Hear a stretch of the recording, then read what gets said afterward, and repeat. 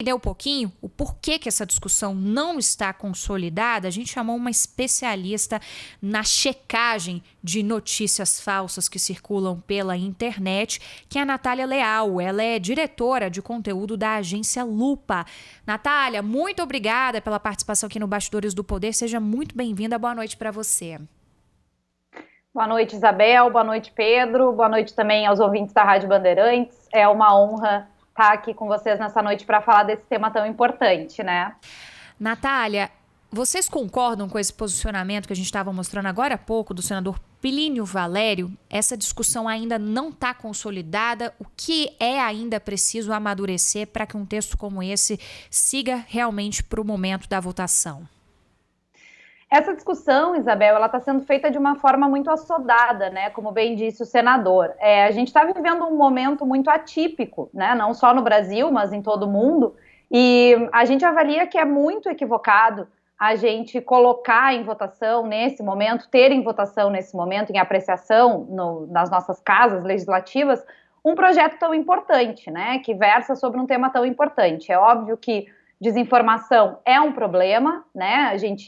A gente tem vivido aí tempos em que somos duramente impactados pela desinformação, mas esse caminho que está sendo tomado nesse momento pelo Senado e, consequentemente, pela Câmara, não nos parece o caminho mais adequado, né? A gente precisaria ter uma discussão muito mais ampla sobre tudo que está englobando esse projeto que está em discussão agora.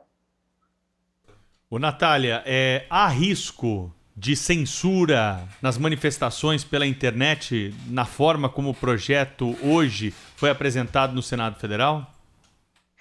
Pedro, eu acredito que esse projeto tem um problema conceitual, né? Assim como outros projetos que já foram discutidos em outros países, e o exemplo mais recente é o da França, quando a gente trata de conceitos muito amplos relacionados à desinformação e a provedores de redes sociais e tudo mais, a gente acaba caindo, sim, nesse risco de alguma forma, cercear a liberdade de expressão, né? É óbvio que todos nós somos contra fake news, mas esse já não é mais um projeto sobre fake news. Para mim, ele deveria parar de ser chamado de lei das fake news. Ele foi muito modificado, né, da sua ideia inicial, que eu particularmente já não considerava adequada, né?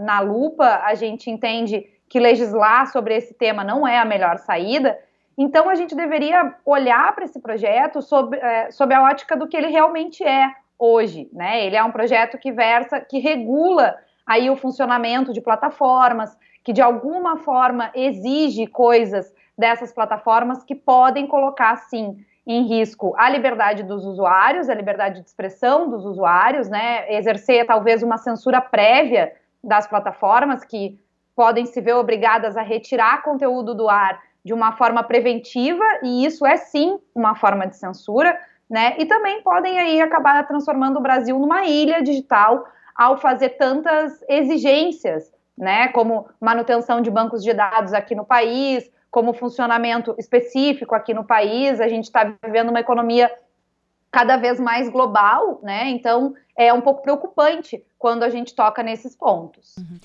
Natália, você que é uma representante da agência Lupa, para o ouvinte que por acaso não conhece a agência Lupa, fica a nossa dica aqui, porque é a primeira agência de notícias do Brasil que é especializada nessa checagem de fatos. O trabalho de vocês é fantástico, é um trabalho ali profundo, jornalístico, e a gente que é jornalista sabe o quanto é difícil e quanto as fake news confundem a nós próprios, né? Eu queria que você explicasse para os nossos ouvintes o que pode ser considerado uma fake news e se esse é o termo correto, se uma notícia falsa realmente pode entrar nessas categorias desse projeto, o que é uma fake news, se o termo é ou não adequado, se por ser falso já não deixa de ser notícia. É uma discussão profunda, né? Mas para a gente pelo menos pincelar aqui por conta do tempo, queria que você abordasse um pouquinho esse lado também.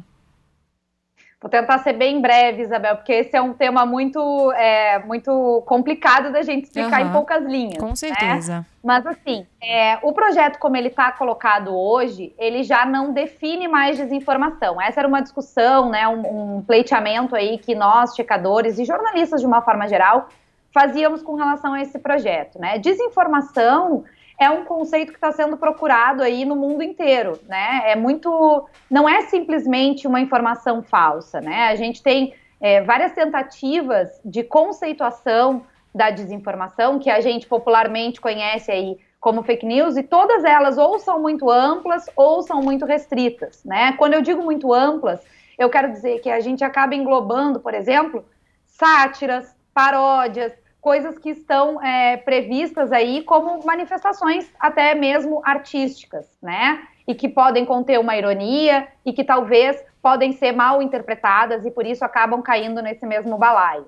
Mas a gente tem, por princípio, assim, de conceito de fake news, a questão da informação que é manipulada justamente para distorcer o debate público, para levar as pessoas a acreditarem em uma determinada coisa e, acreditando nisso, tomar a sua decisão que favorece algo ou alguém, né? Então, basicamente, esse é o conceito. Por que a gente não utiliza o termo fake news, né? Todos nós somos jornalistas e sabemos que a notícia é baseada num fato, né? E que nós devemos relatar os fatos.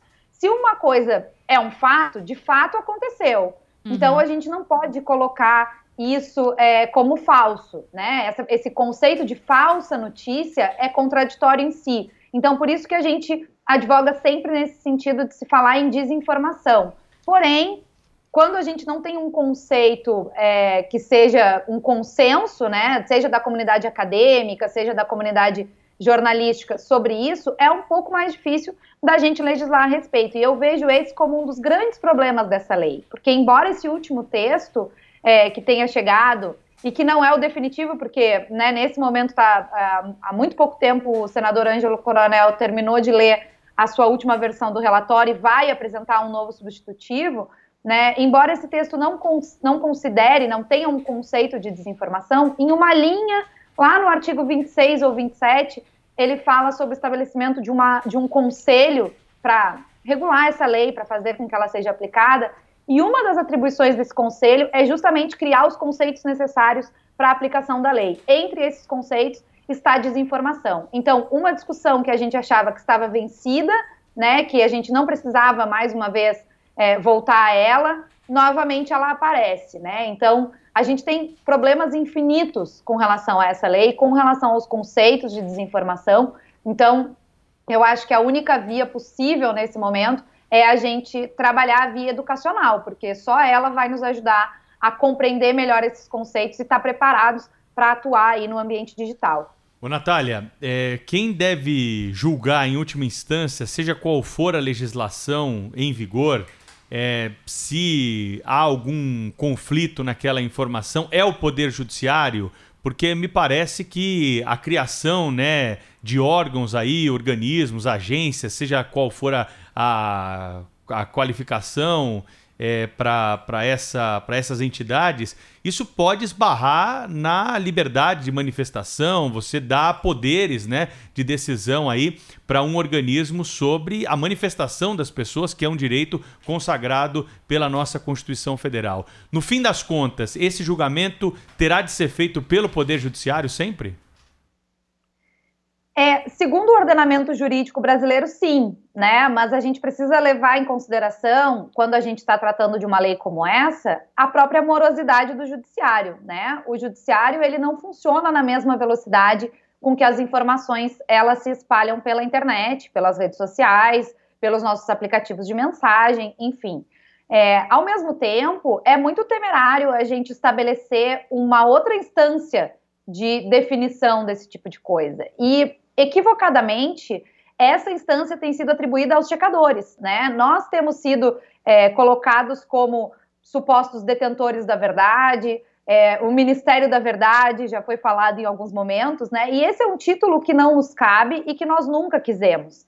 Então, qualquer legislação aplicada no Brasil, ela deve ser objeto do judiciário, mas para que ela seja objeto do judiciário, ela deve poder ser colocada em prática. E eu não vejo essa lei como uma lei que poderia ser colocada em prática sob a ótica do judiciário nesse momento.